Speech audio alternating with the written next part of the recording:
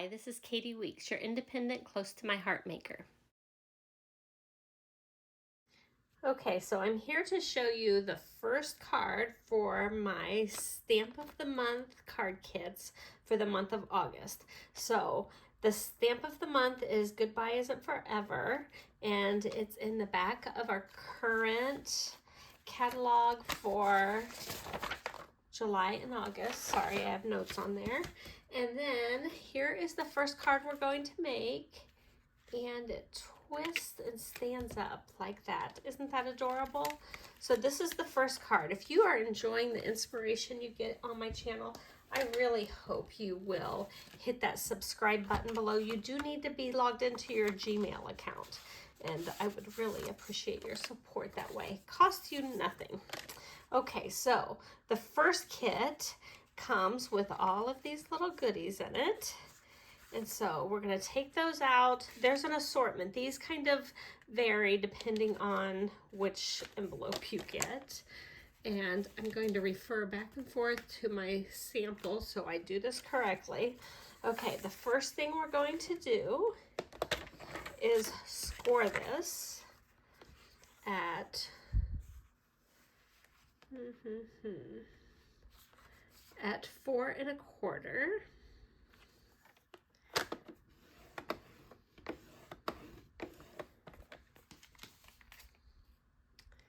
And then we're going to turn our card. I have to keep referring to my sample because otherwise I scored the wrong direction. And we're going to go from the corner down to that score mark. You see this and this. And this part is actually going to be glued shut. Do you see that? That's like completely glued shut right there. So that's the first part. And I'm going to work on those score lines. And I'm going to fold them the other way just to make sure they're really nice and scored. And then this sheet right here is also going to be scored along with those other two. But I kind of like to do the base first just to make sure that it is scored good. So right here I'm scoring at 1 1/4, or you could go the other direction, and this is 4 1/4 if you're measuring from the other side.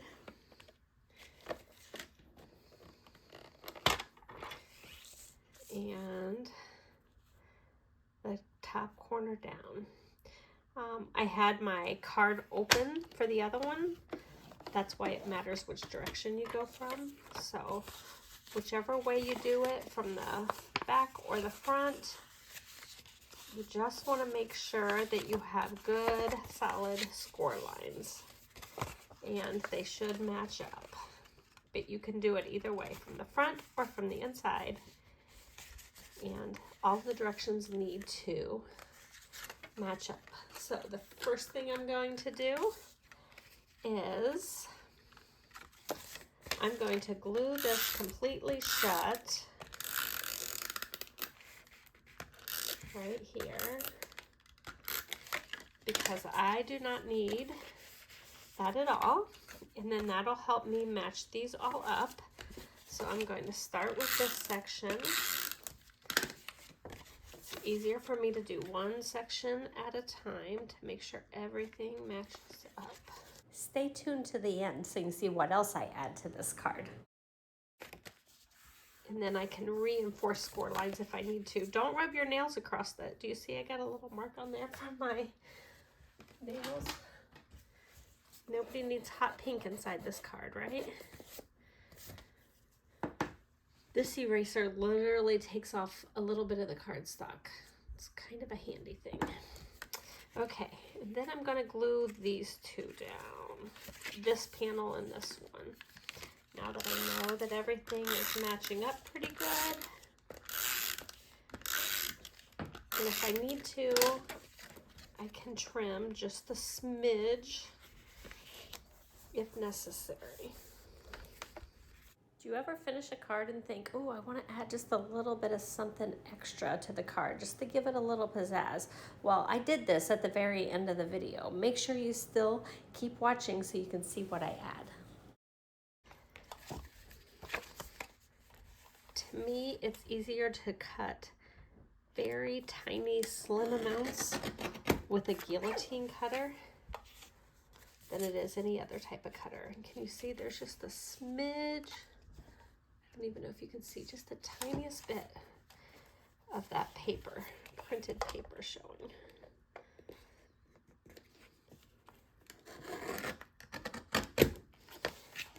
That gives me the cleanest edges. Next, I'm going to come in with my Colonial White panel, and I'm going to stamp it. I'm using my Misti, but you would not have to use a Misti.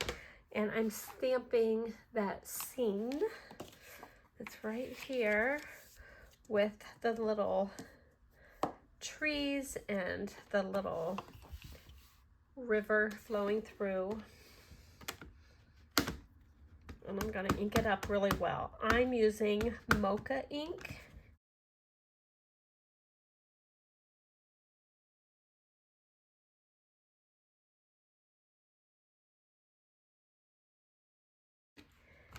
Make sure you have it inked up really well.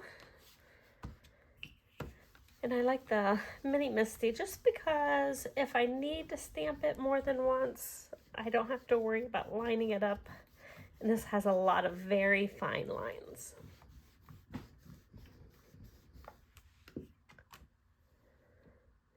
And this part of the stamp right there is usually the part that I need to restamp.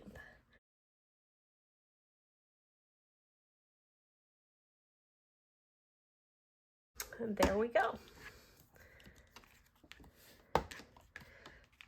So I'm going to line that up on my Mocha cardstock. These are all pre-cut for you in your kit.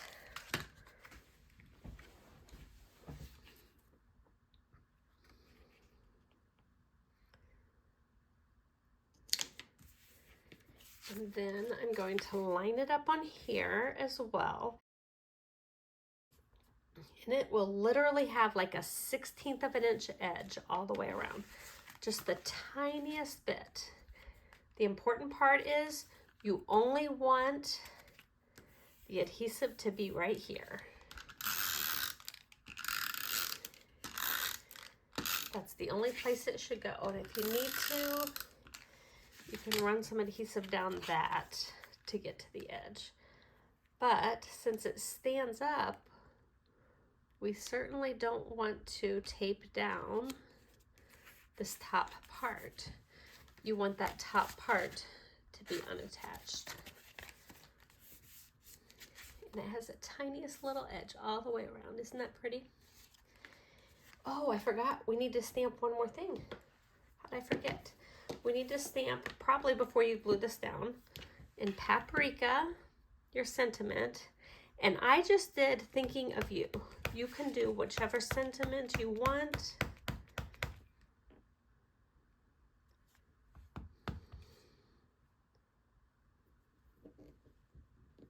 I'm gonna let that soak into the cardstock well.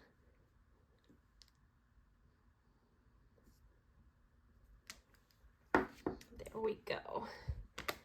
And we're going to add the inside piece next.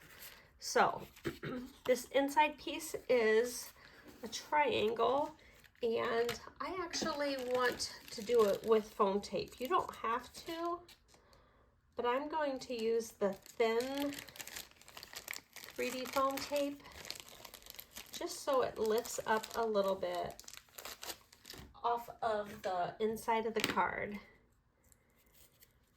making it really easy for that top panel to catch.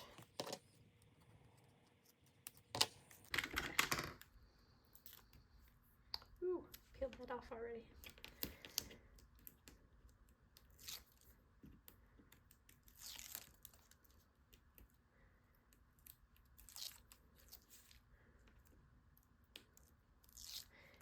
And I'm going to leave about 1/4 of an inch around the two sides.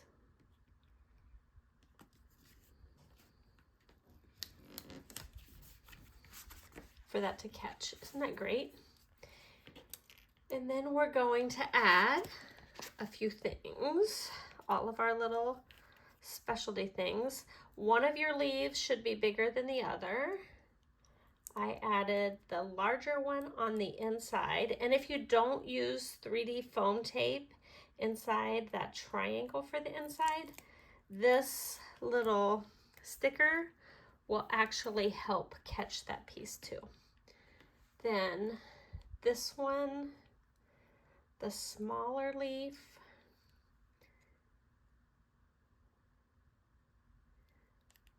I'm going to put on the front of the card down in the corner with 2 of those little gems. I kind of like it to overlap both panels of cardstock. I should have 2 gems. I don't know where my other one is. Now, I have put these gold gems in your packs, but we are not going to be selling the gold ones anymore. I'm kind of sad about this. I know I had another gold gem, but I don't know where it ran off to. But if you love the gold gems, I do have a solution for you. So you can still buy the silver gems that we have, and then you can take your gold brown blend marker and use the darkest shade and color it. Can you see how I colored that silver gem? So don't worry, if you're upset that you can't get the gold glitter gems, you can. Just make sure you have this gold brown blend TriBlend marker and order the silver. And you know, you could always color these other colors too.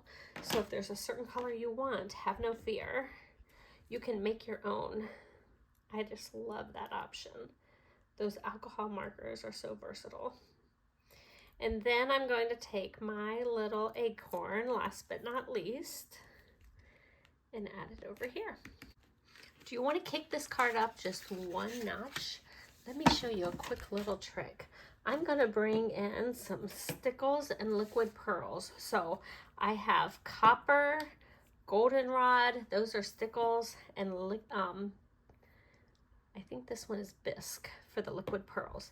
And I'm just going to add them to my tree. Anytime I want to add just a little something extra to a card, I have a few of my favorite go-tos. Number 1 are Bitty Sparkles. Number 2 would be my Liquid Pearls or my Stickles. I'm using both of them on this card. The other things I sometimes add would be shimmer trim or glitter paper. Those are all great additions just to bump your cards up a notch.